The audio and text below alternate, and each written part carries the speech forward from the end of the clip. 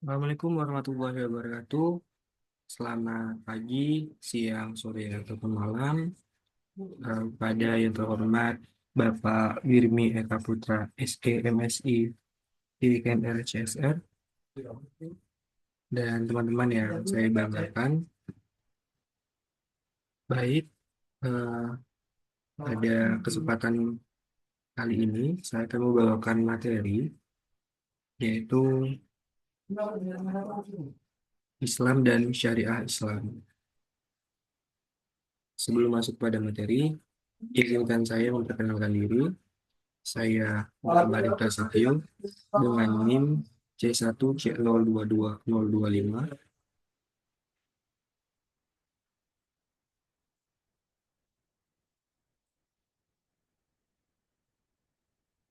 Materi yang akan saya bawakan yang pertama ialah makna Islam.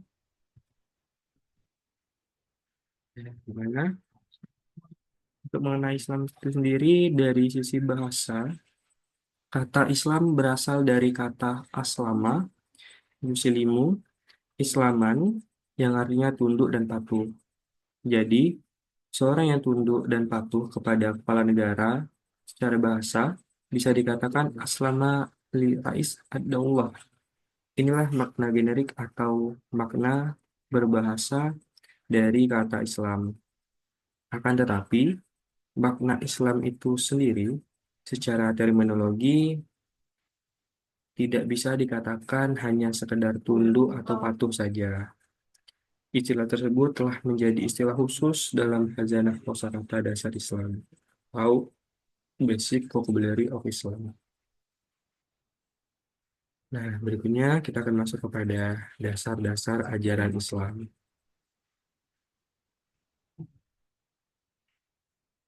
Yang pertama adalah akidah. Akidah sendiri dapat diartikan sebagai perjanjian yang teguh dan kuat yang terpatri dalam hati dan tertanam di dalam lubuk hati yang paling dalam. Jadi, akidah ini bagaikan ikatan perjanjian yang kokoh dan tertanam jauh di dalam lubuk hati sanubari seorang manusia. Nah, yang berikutnya adalah syariah. Di mana dari sisi terminologi sendiri, syariah bermakna pokok-pokok aturan hukum yang digariskan oleh Allah Subhanahu wa Ta'ala untuk dipatuhi dan dilalui oleh seseorang Muslim dalam menjalani segala aktivitas dalam kehidupannya sehari-hari atau bisa juga dalam ibadah selama di dunia.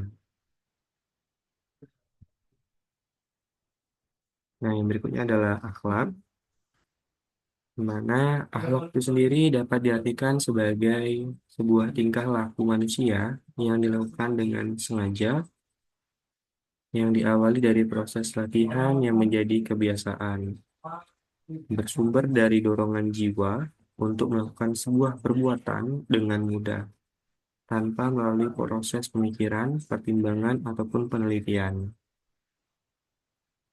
Nah, yang berikutnya kita akan masuk kepada hukum Islam. Hukum Islam itu sendiri secara istilah dapat juga disebut hukum syara yang merupakan hukum Allah yang mengatur perbuatan manusia di dalamnya. Nah, ini juga mengandung sebuah tuntutan untuk dikerjakan atau ditinggalkan, ataupun pilihan antara dikerjakan atau tidak oleh para mukallaf. Hukum syara sendiri hanya dapat diambil dari sumber-sumber hukum Islam, yaitu seperti Al-Quran, Sunnah, Ijma, dan juga Qiyas. Dan berikutnya adalah klasifikasi hukum Islam, di mana hukum Islam itu dapat diklasifikasikan menjadi wajib, sunnah, haram, makruh, dan juga mubah.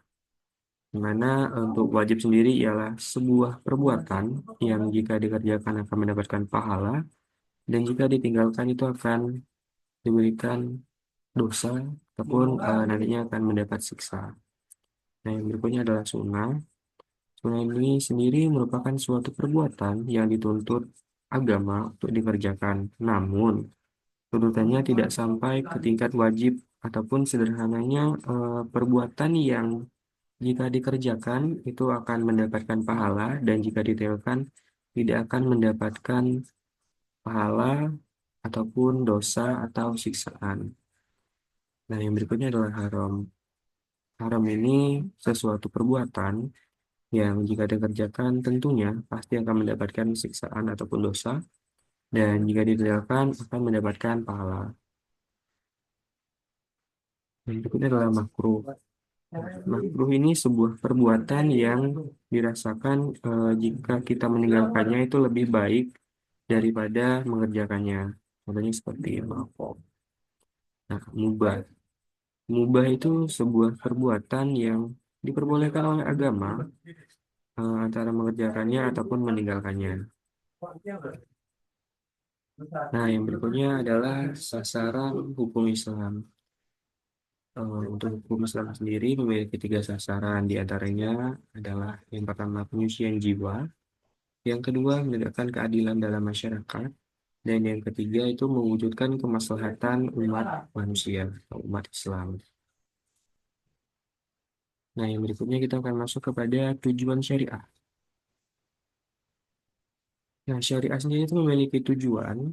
Nah, tujuan dari syariat Islam pada hakikatnya adalah untuk menyelamatkan umat manusia, baik sebagai individu, kelompok manusia, serta bangsa negara agar selamat dari kesesatan dan kerugian.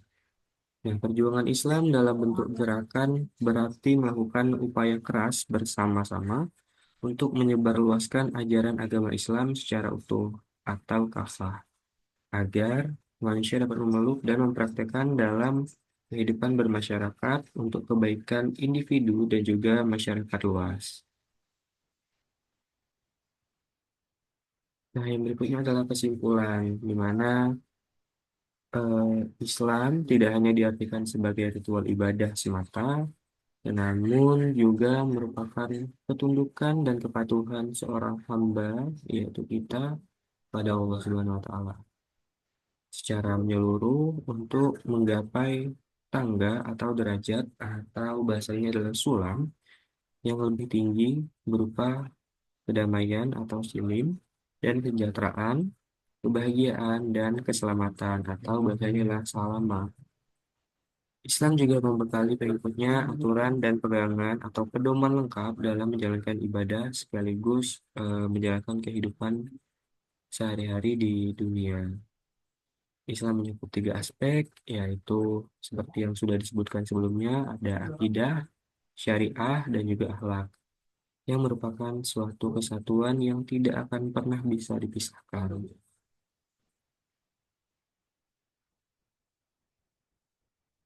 Demikian pemaparan materi yang dapat saya sampaikan pada kesempatan kali ini. Lebih dan kurangnya saya mohon maaf.